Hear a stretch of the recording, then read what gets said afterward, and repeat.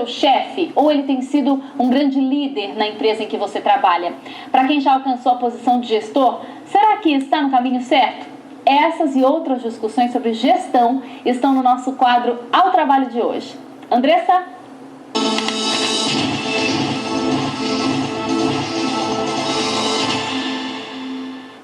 Boa tarde a todos. O nosso quadro Ao Trabalho fala hoje, digamos assim, da cabeça de uma empresa, o gestor, um cargo que influencia diretamente na produtividade da equipe e que, por consequência, se reflete também nos resultados. Mas como será que deve ser o comportamento deste gestor?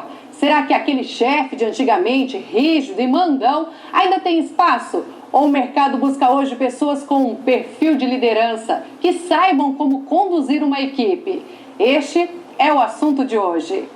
Quem nunca teve um chefe complicado? Ele já gritava assim, entendeu? E tinha um temperamento muito forte. Então, se já assustava, levava um susto e cada um ficava na sua. Mas é horrível, né, ter uma relação assim. Como lidar com um chefe mau?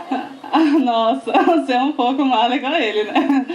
O pessoal não parece estar muito satisfeito com este relacionamento. Se pudesse, teria funcionário por aí pedindo divórcio. Quando o casamento está ruim, o ideal não seria abandonar, seria consertar, né?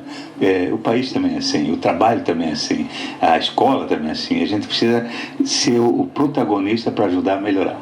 As empresas sentiram a necessidade de melhorar esta relação entre chefe e funcionário. E foi assim que surgiu o líder. O líder tem que ter a questão da empatia, tem que saber como lidar com a equipe, tem que comandar uma equipe, não mandar na equipe. Mas não é fácil conseguir atingir essa mudança. Tem muito chefe que sofre até conseguir ser um líder. O chefe só consegue ser desenvolvido se ele mesmo tiver esse interesse. Ele vê a necessidade, né? Através da alta rotatividade, ele fala, nossa, tem alguma coisa errada na minha equipe. E aí ele começa a trabalhar, né, para se melhorar e se transformar num líder. É possível que um chefe se transforme num líder. E as empresas investem cada vez mais na formação de um líder. Wagner é a nova aposta dessa loja. Ele tem apenas 23 anos e está no programa de trainee. O rapaz é super determinado e mostra que já está no caminho certo. Nós trabalhávamos com gestão de pessoas.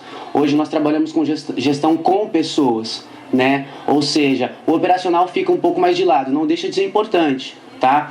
Mas o que realmente faz a coisa acontecer são as pessoas. E é isso que a gente tem que tentar trabalhando, vem evoluindo. O Wagner está se preparando para uma função que é importante não só para a empresa, como também para os funcionários. O líder influencia até na saúde do seu subordinado. Segundo uma pesquisa feita na Suécia, um bom líder pode diminuir em até 20% o risco de um problema cardíaco grave. A qualidade de vida do profissional está ligada a um bom clima organizacional, né? E isso daí tem muito a ver com como o líder trata os seus liderados. Ele tem que ter habilidade, tem que saber sim comandar uma equipe de uma forma bem saudável. E mais, um gerente ruim custa caro para uma empresa. Outra pesquisa, esta feita nos Estados Unidos com 265 restaurantes de fast food, constatou uma relação direta entre maus tratos e maior desperdício de alimentos. Ou seja, funcionários desmotivados são menos eficientes. Mas como um líder pode despertar a motivação na equipe? Ninguém pode motivar ninguém. Ninguém pode motivar você. Não adianta você esperar o governo te motivar, o patrão te motivar, o sócio te motivar, a esposa, o marido motivar. Ninguém pode motivar ninguém.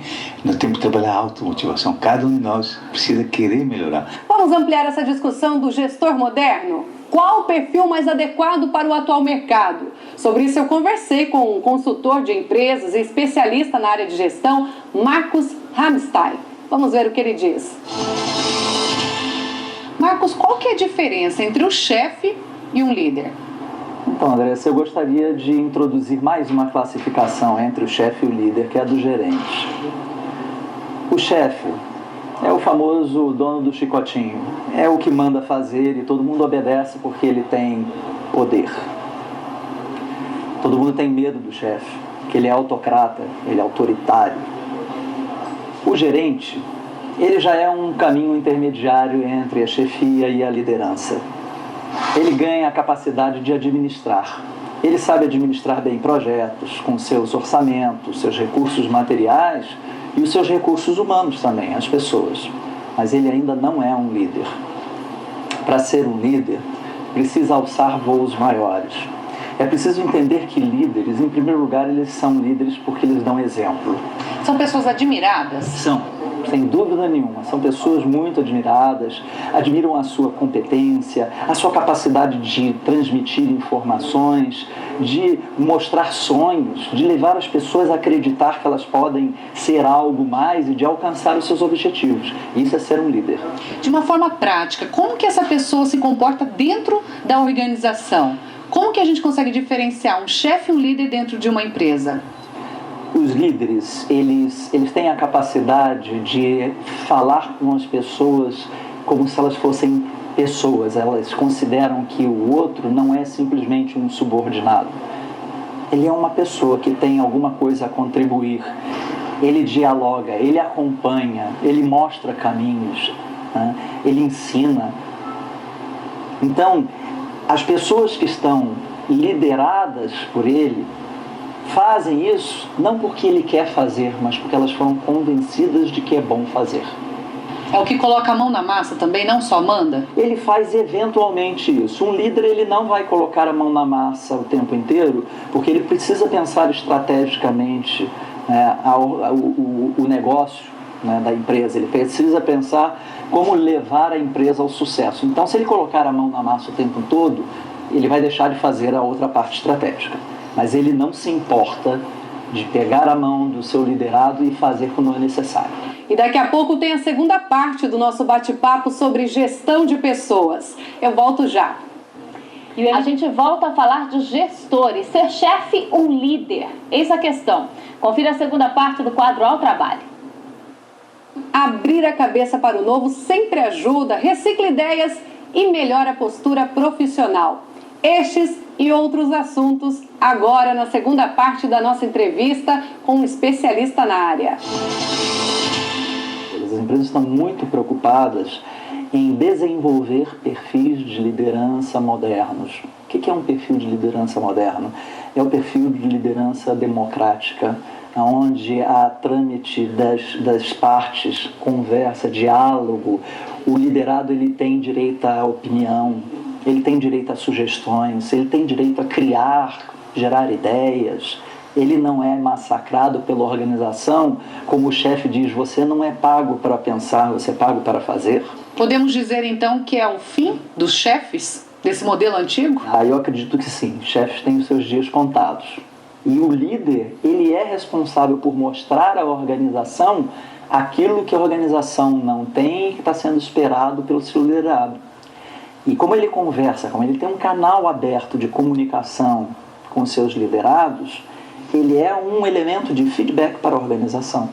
Nós temos um teste rápido para quem quer identificar se tem perfil para ser um bom gestor. Preste atenção nas perguntas e capriche nas respostas. Pergunta número 1. Que tipo de atividades você repassa à equipe? Resposta A. Só as que você não pode fazer. B. Qualquer uma que não goste de fazer. E resposta C. Aquelas que podem proporcionar maior desenvolvimento para a equipe. Pergunta número 2. Como você repassa as atividades? A. Indicando como quer que tudo seja feito. B. Indicando a importância da tarefa e o prazo. Resposta C. De modo específico para cada caso. Pergunta número 3. Como você participa das atividades? A. Acompanha sempre de perto e faz correções, críticas e elogios diários. B. Se envolve apenas no fim do processo. C. Conversa com a equipe e assume o papel de orientador. Pergunta número 4. Quando o projeto acaba, o que faz? A. Avalia tudo o que foi desenvolvido. B. Segue a rotina e parte para outro projeto. C. Se reúne com a equipe